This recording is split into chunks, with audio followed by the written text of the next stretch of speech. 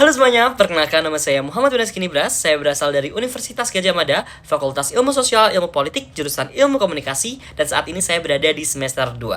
Menuju pertanyaan yang pertama, hal yang paling saya suka dari inovasi Google adalah bagaimana produk Google ini bisa menjadi bagian dari infrastruktur belajarnya para mahasiswa. Karena tanpa disadari banyak ritual akademik kami yang bergantung pada Google, mulai dari cari referensi di Google Search, ngerjain tugas kelompok di G-Docs, nyimpen materi di G-Drive, sampai sekarang kita lagi marak mengeksplorasi ide dengan AI seperti Gemini.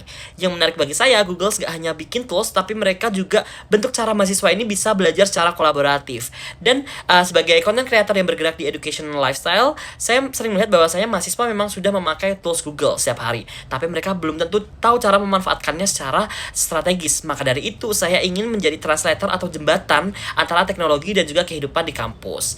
Dan dari situlah, bagi saya menjadi Google Student Ambassador bukan hanya memperkenalkan produk, tapi membantu mahasiswa belajar lebih cerdas, bisa berkolaborasi, dan siap menghadapi masa depan yang jauh lebih melek terhadap digital. Menuju pertanyaan yang kedua, ketika saya diberikan kesempatan, saya akan membuat acara yang formatnya lebih ke tech playground daripada seminar teknologi biasa, karena saya ingin mahasiswa benar-benar merasakan experience secara langsung teknologi yang ada, bukan hanya mendengarkan penjelasan.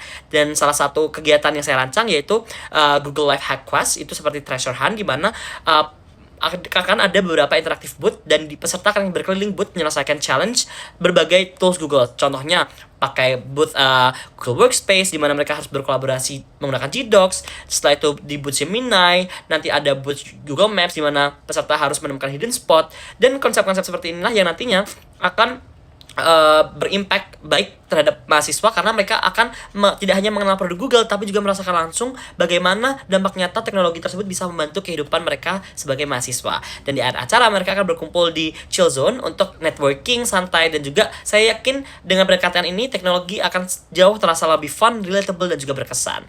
Dan untuk pertanyaan yang ketiga, saya pernah menghadapi pengalaman seperti ini ketika saya duduk di bangku sekolah dasar. Saya diminta untuk mewakili Indonesia di Korea, dan saat itu saya diminta untuk membuat project mengenai pekerjaan yang belum pernah ada di dunia. Saat itu saya bingung, saya nggak ada clueless, dan setelah itu saya nyeletuk, saya ingin mau buat kolam renang keliling.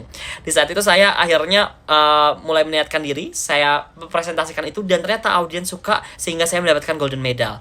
Dan ternyata konsep itu yang terlihat tidak mungkin saat ini sudah diadaptasi beneran dan ada di Cina. Dan disitulah saya berpikir bahwasanya tidak ada yang tidak mungkin ketika kita berani untuk mengutarakan apa yang kita bisa utarakan.